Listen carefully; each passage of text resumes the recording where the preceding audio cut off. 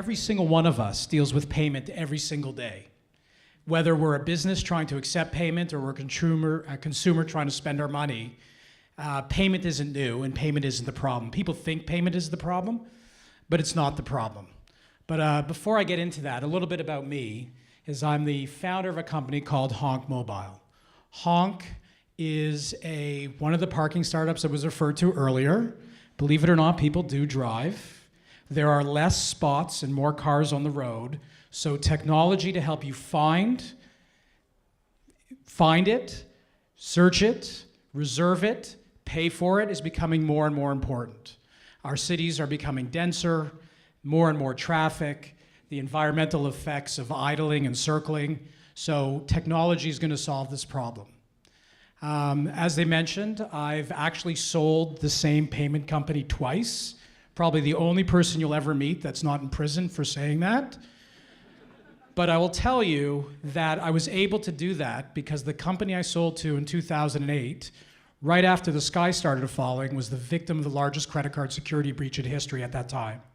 So I've seen some very interesting things in the payment industry. And as I said, I'm here to ask a couple questions that maybe will help you understand why you do what you do as a consumer and or help you better accept payments as a business, because for those of you who want to start companies in this room, getting paid is probably a pretty nice thing.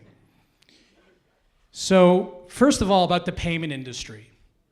I know people want to drink beer, so I'm going to try to be quick with this. But it's a 50-year-old industry that constantly embraces disruptive technology like no industry I've ever seen. So for an industry around 50 years, if I said to you things like Uber or Starbucks app or Stripe or Square or the mobile point of sale terminal that TELUS is giving away, or I saw Pluto at the back of the room, 10 years ago these things didn't exist. And today these things are commonplace. So entrepreneurs are constantly innovating, investors are writing checks, and what is new today or commonplace today didn't exist just a few short years ago. So it's a pretty cool place to be, and I'm constantly amazed at some of the ideas. But here's the thing. People think payment is the problem. Payment isn't the problem. Confusion, trust, and convenience are the problems, and these are what we as consumers are trying to solve or are embracing, and it's what companies are trying to innovate against. So I'm going to discuss those three problems, and then it's almost beer time. I know there's one more presentation, so we'll move on. First of all, lack of trust. So all of us out there as consumers, we feel we give up too much personal information. People know where we are, how often we're there. So as a business, you really need to think about why should a consumer trust you, right? Especially the startups in the room, right? Why will a consumer trust you? Just because you have the newest widget in the room is not enough. And consumers, it's more than a third of the consumers don't trust. Secondly, convenience. I see a ton of mobile payments. I'm a mentor, I'm an investor, on top of being a founder. And I see a ton of mobile payment technology, or payment technology generally, that makes my life more complex. And I'm thinking to myself, why on earth do I need to do this? There are transactions where cash is king, and I will use cash every single day of the week. But finally, mobile wallet. Apple's in it, Google's in it, Starbucks is the most successful one, and only 15% of their transaction volume happens to run through it, which means fully 85% doesn't. Consumers are totally apathetic about it. So this is the convergence of trust and convenience, yet it's not there. And I hear my alarm going off. So I will leave it on one final thought, and that is, as a business and or as a consumer, at the end of the day, currencies will change, technologies will change.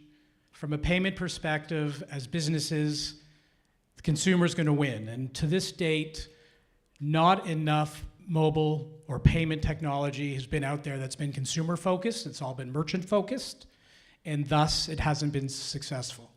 So in your businesses, think about the consumer first, give the consumer those options, and watch them beat a path to your door. Questions?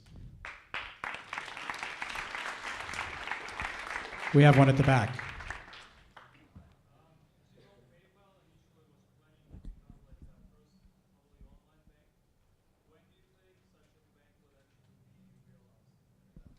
I mean, I think there are online banks.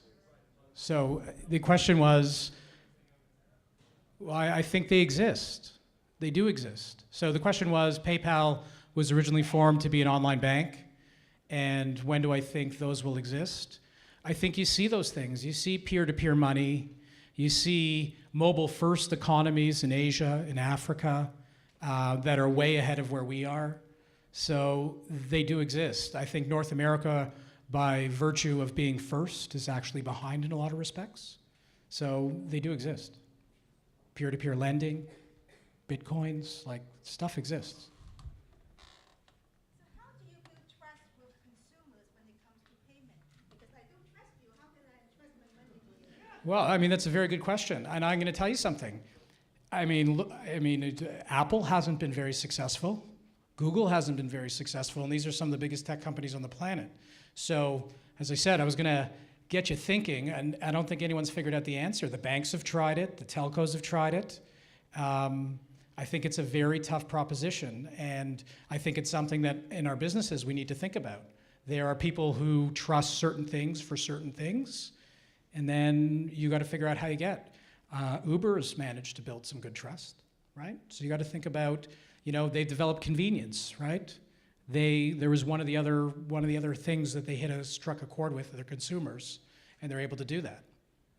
Last question. Right here.